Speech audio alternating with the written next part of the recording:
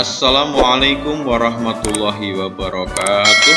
Kali ini kita akan sajikan informasi penerimaan peserta didik baru untuk jenjang SMA SMK di wilayah Provinsi Jawa Timur tahun pelajaran 2021-2022. Kali ini kita akan sajikan prosedur PPDB khusus pada kriteria pemeringkatan ya. Ini yang perlu diperhatikan untuk bisa memastikan peluang bisa diterima di SMA SMK yang dituju oleh putra putri Bapak Ibu atau adik-adik semuanya bisa dipahami dengan baik ya.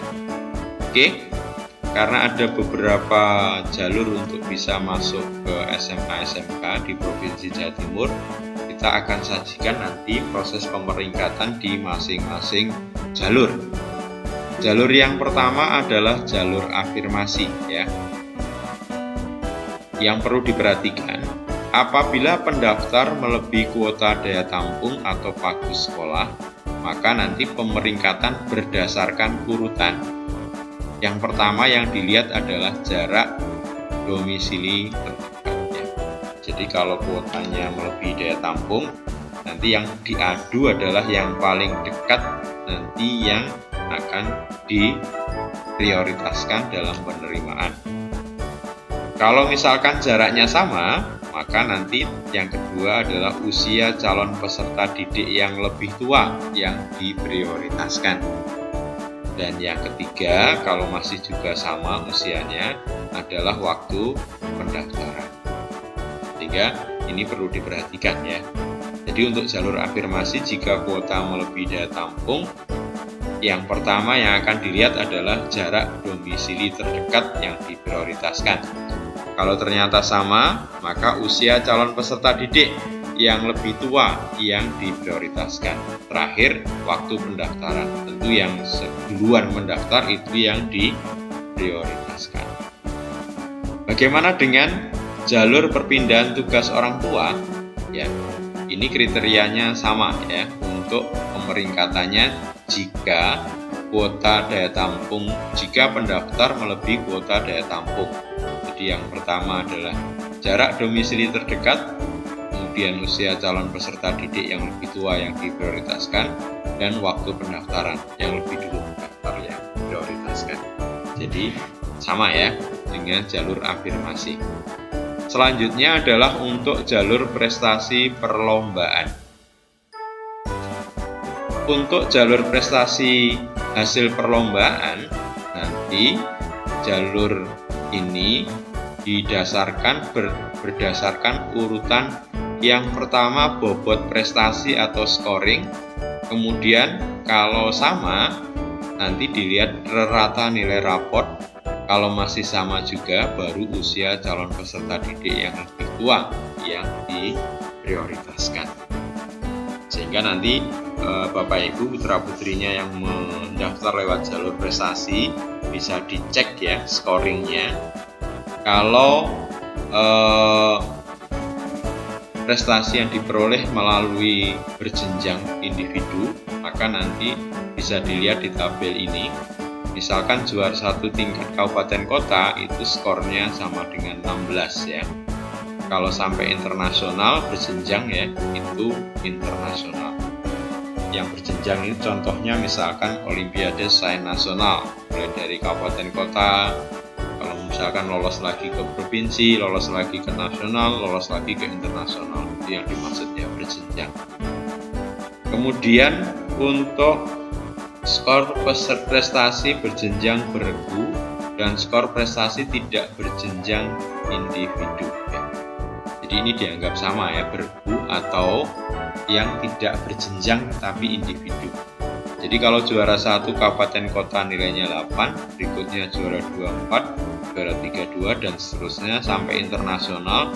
Jadi kalau juara 1 internasional tapi bergu nilainya 64, atau juara 1 internasional tapi tidak berjenjang. Tidak berjenjang itu berarti sekali ikut langsung level internasional. Tidak ada tahapan dari kabupaten kota, provinsi, nasional ya.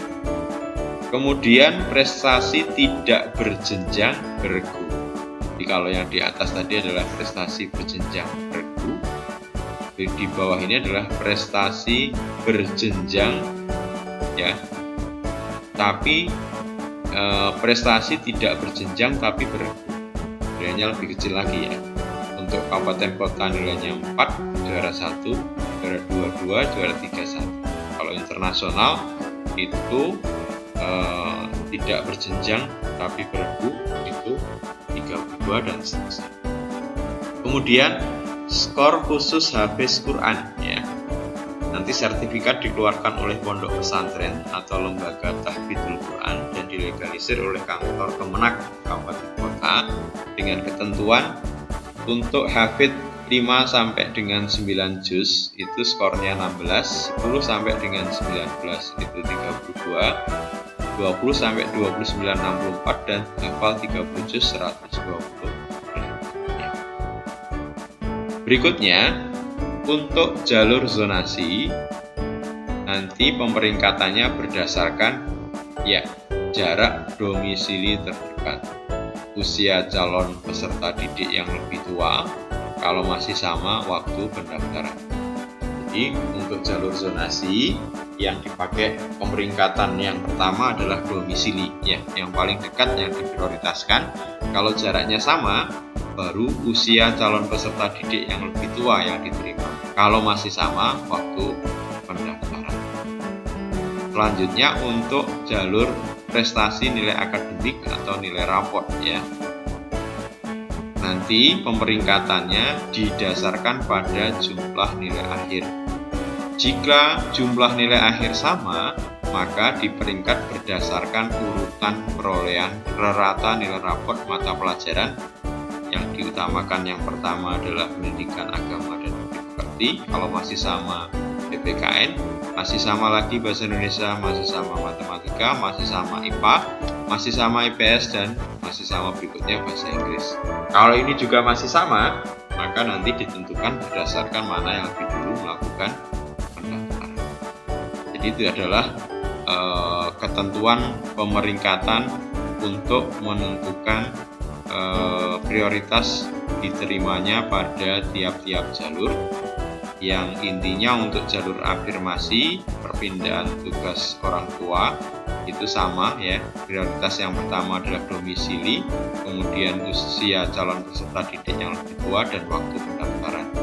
Untuk hasil perlombaan berdasarkan skor yang diperoleh dari hasil perlombaan yang nanti akan digunakan. Kalau masih sama menggunakan nilai rata-rata raport, masih sama menggunakan usia peserta didik yang lebih tua.